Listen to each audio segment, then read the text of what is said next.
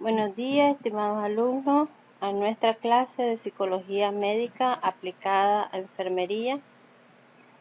Tenemos nuestro tema de hoy, que es el estudio de entender la teoría de la personalidad por medio de Alfred Adler, antecedentes intelectuales, y su objetivo es explicar las principales teorías, incluyendo la perspectiva, disposiciones, que son los rasgos, y del aprendizaje social por medio de la psicología individual de Alfred Adler. Alfred Adler fue un médico, fundador de la psicología individual, que basó sus teorías en sus propias experiencias. Quiso desarrollar mucho ampliamente lo que es la importancia del ser de una manera individual, tratando de darle la explicación científica a que algunos rasgos de la personalidad se podían pronunciar más en una persona que en otra, pero su perspectiva es interesante y va más allá del concepto individual que podemos formarnos acerca de cómo mejorar, de cómo tratar, de cómo explicar algunas conductas humanas en base a las teorías de la personalidad. A los 18 años entró a la Universidad de Viena a estudiar medicina, ¿verdad? Decíamos que era médico, pero importante de esto que practicó la oftalmología, después la medicina general, luego estableciendo su consulta en un sector muy social bajo. Poseía un creciente interés por el funcionamiento y adaptación del sistema nervioso. Es por eso que su profesión se orientó más tarde hacia la neurología y la psiquiatría. Esta parte es muy importante. Dos cosas sobresalen acá. Una, que su trabajo social fue aplicado a personas de escasos recursos y por eso le dio una vasta experiencia de observar algunos rasgos de la personalidad y establecer sus teorías. Y por otro lado, la importancia de trabajar con el sistema nervioso. Como ya sabemos, todos tenemos un sistema nervioso y es tan complejo que su estudio hasta el día de hoy sigue siendo la prioridad de algunos sectores científicos. Aparte de eso, que también estuvo muy a cargo del área de psiquiatría. Cabe mencionar que tuvieron 3 hijos, el doctor Adler tuvo 3 hijos y sus 3 hijos también se dedicaron a la especialidad de psiquiatría. Entre las obras iniciales de Alfred Adler, cabe citar que están las inferioridades orgánicas y sus repercusiones psíquicas y la práctica de la psicología individual, a las que siguieron la ciencia del vivir, el sentimiento de la vida, práctica y teórica de la psicología individual, que es su obra capital, y del temperamento nervioso. Entonces, toda su experticia están muy escritas en los aportes hacia la teoría de la personalidad de Alfred Adler. ¿Qué es la psicología individual de Alfred Adler? La psicología individual es una teoría psicológica ideada por Alfred Adler. A diferencia de Freud, Adler creía que el hombre tenía posibilidades de mejorarse y de progresar en la vida, de reducir sus problemas y con el tiempo de llegar a un ajuste casi perfecto de su proceso vital. Para Adler, considerar muchos aspectos de la vida en su entorno social, en la parte reactiva, era muy importante, antes que decir algunas teorías del doctor Freud acerca de que el inconsciente maneja gran parte de nuestra vida. Para Adler es importante la parte inconsciente, pero también la parte consciente del ser humano para darse cuenta dónde están sus debilidades y su fortaleza. De tal manera que él considera un punto muy importante acerca del síndrome de la inferioridad. Alfred Adler lo expone muy bien y por esa razón comienza a decir que el individuo se va formando, se va trazando sus logros, sus metas y su desarrollo conforme va adquiriendo algunos aprendizajes que le van dando ese patrón de camino o ese patrón de vida. Sin embargo, dice que podemos ajustarnos y esa es la parte importante. Podemos mejorar. Probablemente cada persona pase situaciones difíciles en las que se puede encontrar como en un momento de oscuridad, en un momento en donde no encuentra salida a mejorar su estado de vida. Pero para Alfred Adler, dice, la persona debe de conocer sus circunstancias y saberle dar respuesta. Pero no queda hasta solo la parte individual. Vamos a ver también la parte social, cómo juega un papel importante. Tenemos siempre la descripción de psicología individual, que la llamó debido a que consideraba que cada persona es única. Igual como se dice acerca de la personalidad, todos tenemos una personalidad única, que hay rasgos establecidos, ¿verdad? Que hay estados, pero la verdad es que cada quien tiene como su personalidad como la huella digital, es única y hay variaciones tan importantes. La psicología individual representa en su concepción básica un sistema de orientación socio-psicológica que ayuda a comprender mejor las vivencias, la conducta y los actos del prójimo, abriendo de este modo también las puertas del autoconocimiento. Es una filosofía, una visión del futuro y un modo de ayudarnos a comprender el sentido de cómo nosotros y otras personas hemos llegado a ser quienes somos y cómo somos. Importante, ¿verdad? Ya está explicado en base a la psicología individual. Te vas formando una idea, te vas formando también como ser humano en el aspecto sociopsicológico. Y ahí es en donde entendemos que la psicología individual tiene mucha fuerza y mucho poder para o mejorar o empeorar el estado de la personalidad, valga la redundancia, de una persona. Entonces, si entendemos que la psicología individual, algunos de sus conceptos en las premisas, pudiéramos preguntarnos, ¿verdad? O hacernos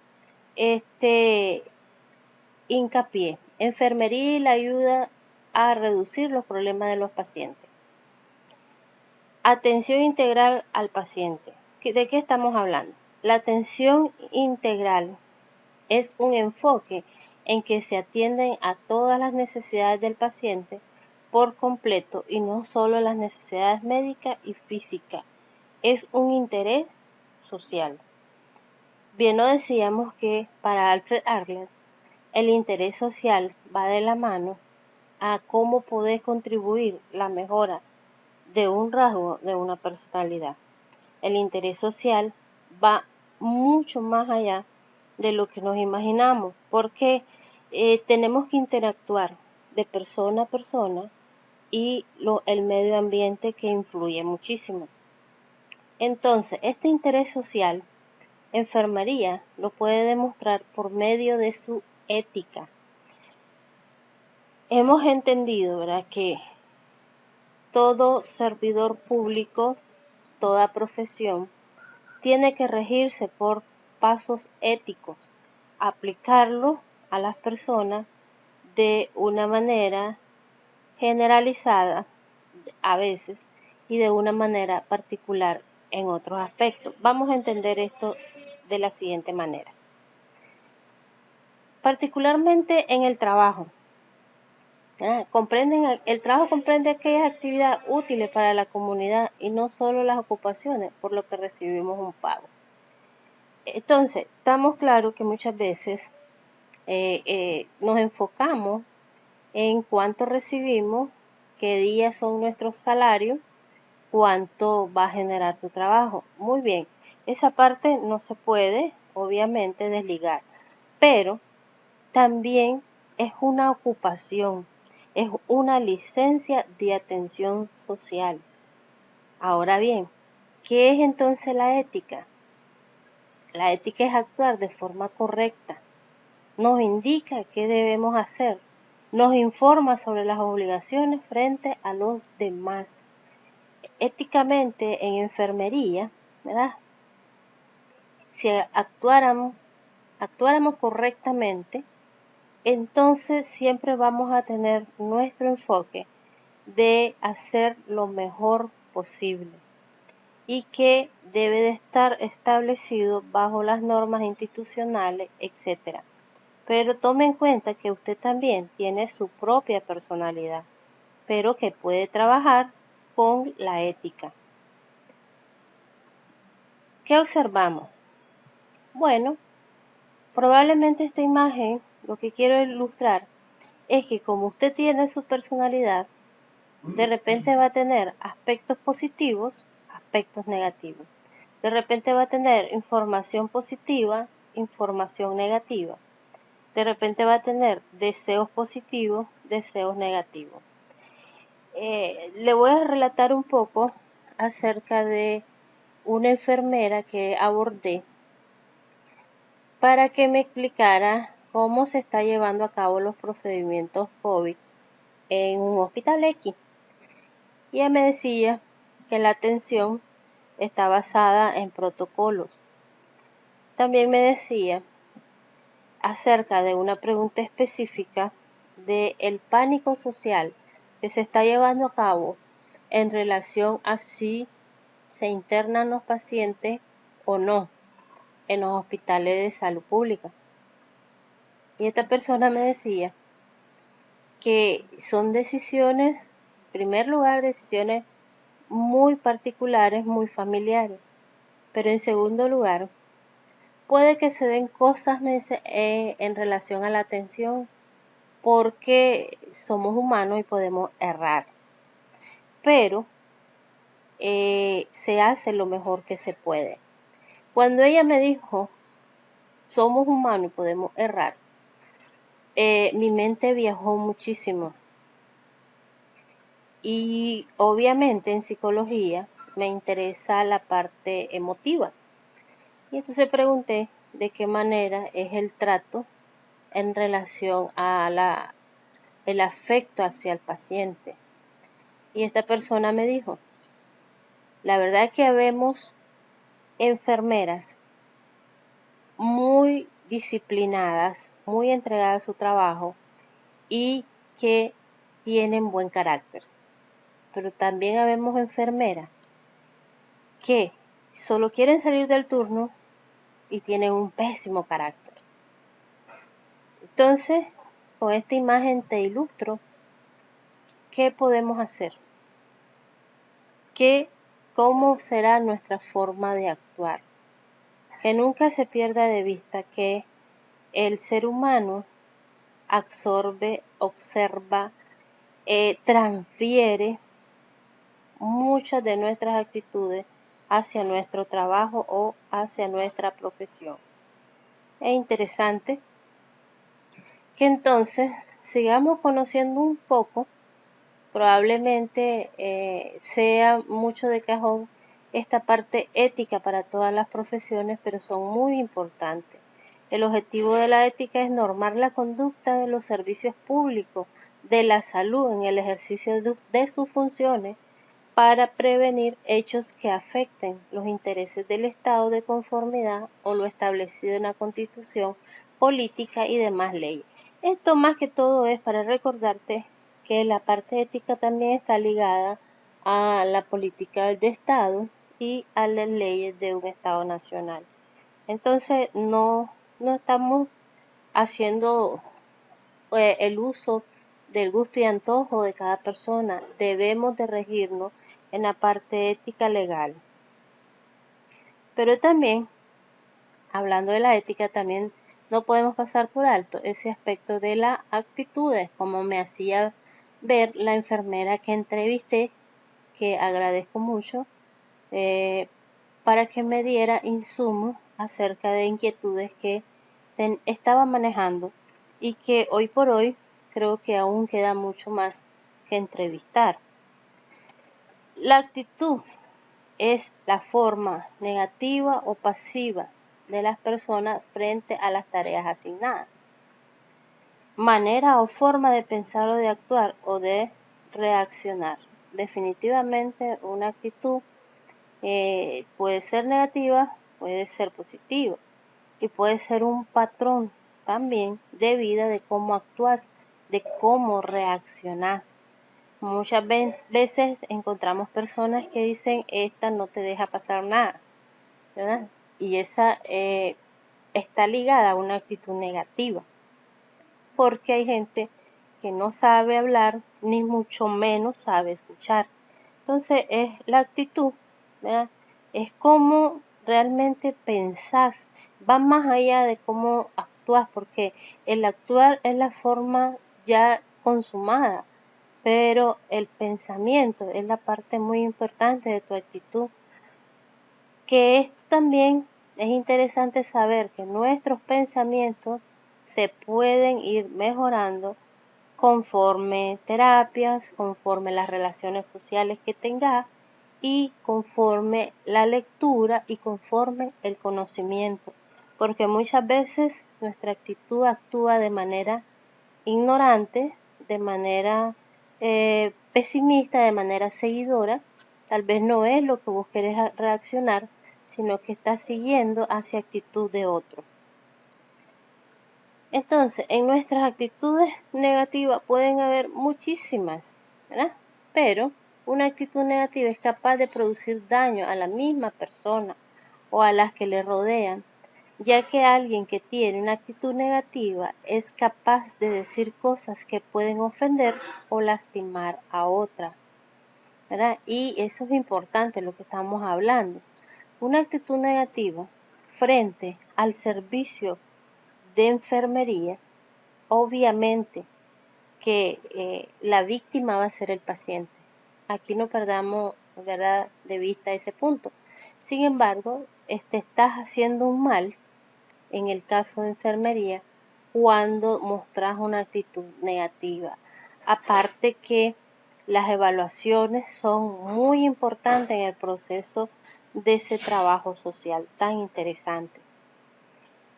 Pero también tenemos actitudes positivas, ¿verdad? Muy interesante. Las positivas son las disposiciones o el ánimo con que enfrentamos una situación. Al hablar de una actitud positiva, entendemos que vamos a afrontar lo que venga de forma más beneficiosa para nosotros. Puede que la información que te venga hoy en día, date una idea, un panorama así ilustrado, de que hiciste un turno, diste lo mejor que pudiste, que hiciste, lo diste todo en el turno, ¿verdad? Trabajaste muy bien, para vos fuiste muy efectiva, pero resulta que hay un error en tu procedimiento, no sé, a la hora de ejecutar una acción específica con un paciente. Tus superiores observaron y te llaman la atención. Una actitud positiva, ¿verdad?, pudiera ser aceptar el error para no repetirlo, o aceptar que lo hiciste, pero decir que estabas cansada, decir que había muchos pacientes, decir que fue un turno estresante, etc. Entonces, de uno depende cómo vas a transmutar la parte de la información, a veces no muy agradable, para reflejarla a través de una actitud positiva. De todas las formas, cuando interactuamos socialmente, cometemos error cuando dejamos salir todas nuestras emociones de una manera negativa. Lo que sucede a veces es que incluso algunas disciplinas tenemos mala información, dirigimos mala información a la población de que hay que dejar salir la parte emocional. Una cosa es una parte emocional que va a durar segundos y otra cosa es tu actitud que va a durar prácticamente un día entero o se va a manifestar en posteriores acciones. Entonces, allí es donde tenemos algunos errores que nosotros le dejamos salir nuestro estado de ánimo de una manera negativa y toma control frente a las actitudes. Y eso entendemos que es de humano, pero también entendemos que debemos mejorar. ¿Qué involucra una actitud positiva en el trabajo? La actitud positiva en el trabajo involucra congruencia entre el ser, saber y hacer. Toma de conciencia, voluntad y confianza, conocimiento, habilidades, experiencia laboral. El ser como persona, como integridad de tu personalidad, como tu yo, debe de ser congruente.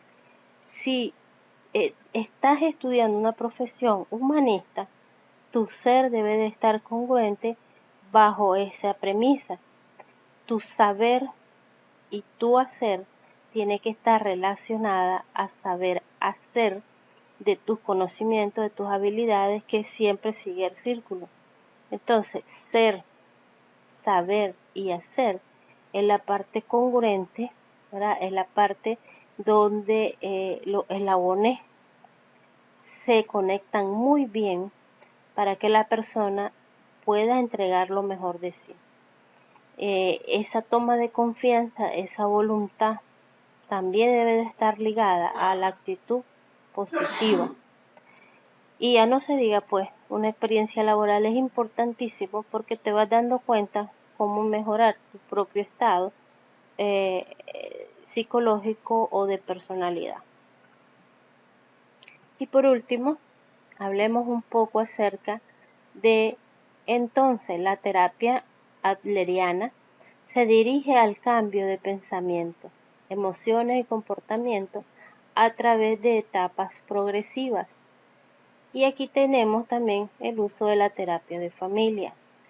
Muy importante, ya lo habíamos dicho al inicio, que el pensamiento se puede modificar. Se puede modificar por medio de darte cuenta dónde están tus puntos débiles y dónde podemos trabajar con tus puntos fuertes. Y la emoción es otra parte interesante en donde debe de estar presente también la parte racional y manejar mejor tu comportamiento para que tu desarrollo vital sea el deseado. Toda persona desea crecer, desea establecerse, desea explicar algunos comportamientos que no son los más adecuados y por lo tanto es interesante trabajarlo desde el punto de vista individualizado, ¿verdad?